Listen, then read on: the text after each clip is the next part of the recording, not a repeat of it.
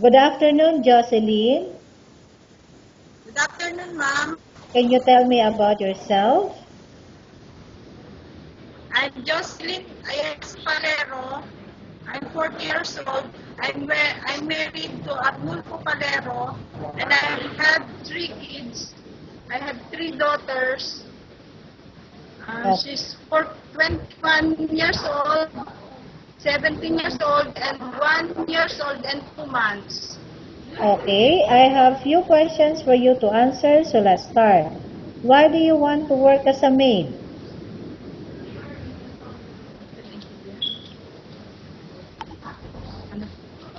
I repeat, I, why do you want to work as a maid? I want to help my family and my children. Okay, why you choose Malaysia when there's a lot of other country? Because it's near in the Philippines. Okay, how are you qualified for this job?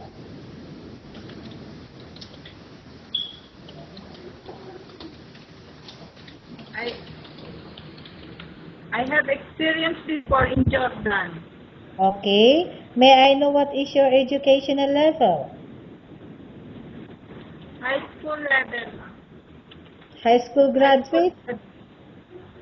Yes, ma'am. Okay, what is your recent experience? Housemaid, ma'am. Okay, In Jordan.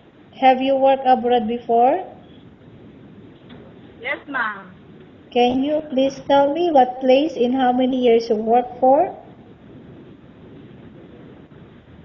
In Jordan. For 2 years. Okay. Do you have experience of taking care of baby? Yes, ma'am. Whose baby you taking care of? My employer and my daughter, ma'am. Okay, how about elderly people? Yes, ma'am. Whose elderly people you taking care of?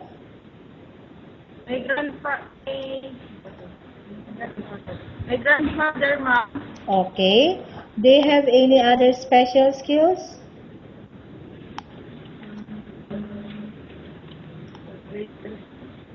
I I'm repeat, caring. do you I'm have showing. any other special skills?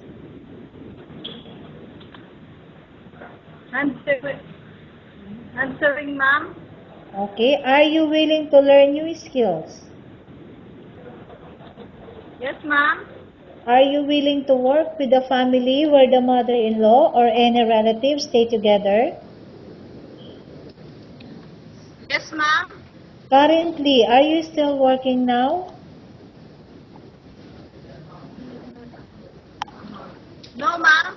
Do you know how to cook? Yes, ma'am. What sort of food can you cook? Filipino dishes, ma'am. Okay. Are you aware that you will have to do washing, cleaning, ironing, and cooking? Yes, ma'am. From all the house chores, which do you like most? Cleaning, ma'am.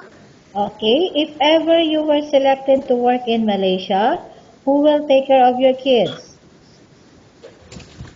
My mother, ma'am, and my husband. Okay, you are not allowed to use handphone during working hours. Yes, ma'am. You are only allowed to use handphone after you finish all the works and when going to bed. Yes, ma'am. You are strictly needed to surrender the handphone to your employer in the morning, and your employer will return back to you once you're going to bed. Yes, ma'am. If ever your employer find out that you're abusing to use your handphone and it's affected your work performance, your employer will confiscate your handphone and you are not allowed to hold it anymore. Instead, your employer will allow you to call to your family 3 times in a month. You're only allowed to bring normal phone and you are not allowed to bring smartphone. Are you agreed for the terms and conditions? Yes, ma'am. Are you agree to the rules and regulation for the handphone? Yes, ma'am.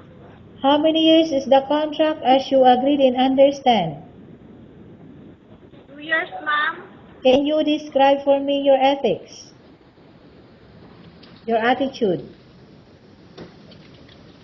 I'm hardworking, ma'am, honest and loyal to my employer. Okay. How can you assure to us that you will work hard in Malaysia?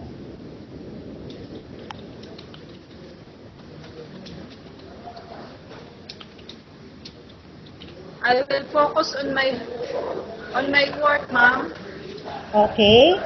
Can you promise not to use the telephone without the permission of your employer? Yes, ma'am.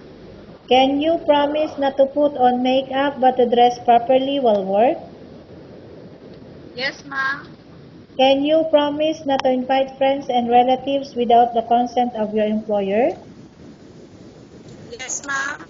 Can you promise not to ask for advance salary from your employer under any circumstances? Yes, ma'am. Do you really understand of the rules and regulations of the agency? Yes, ma'am. Do you pay any placement fee for you to come to Malaysia to work as a maid? No, ma'am. Do you have any history of sickness, example breast cancer or any other illness? No, ma'am.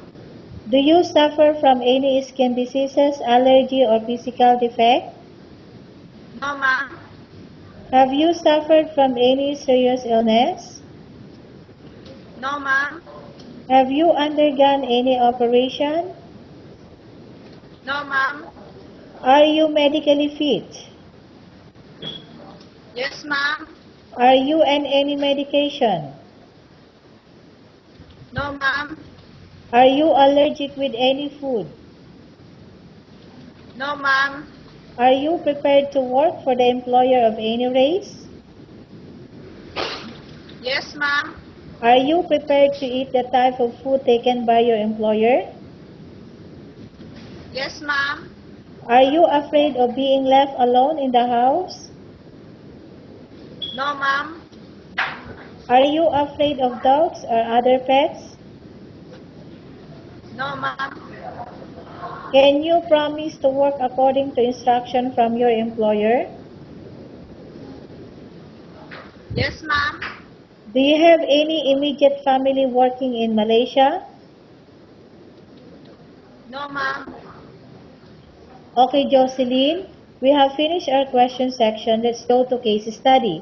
I have a case study for you and I want you to answer me truthfully. Okay? Yes, ma'am. Okay, number one.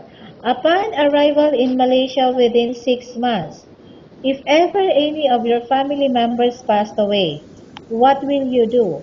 Will you continue to work till finish your contract or you will go back? I will not go home and continue my work, ma'am. Okay, number two.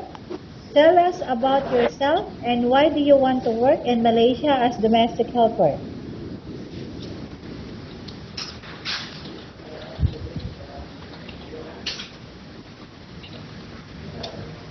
I'm hardworking, ma'am, and responsible to my work. Okay, Jocelyn, what do you want to tell the employer who watching your video right now? Hi, ma'am, sir. Please choose me because I have an experience in Jordan work, and I can work hard. I can work, and I promise to finish my contract.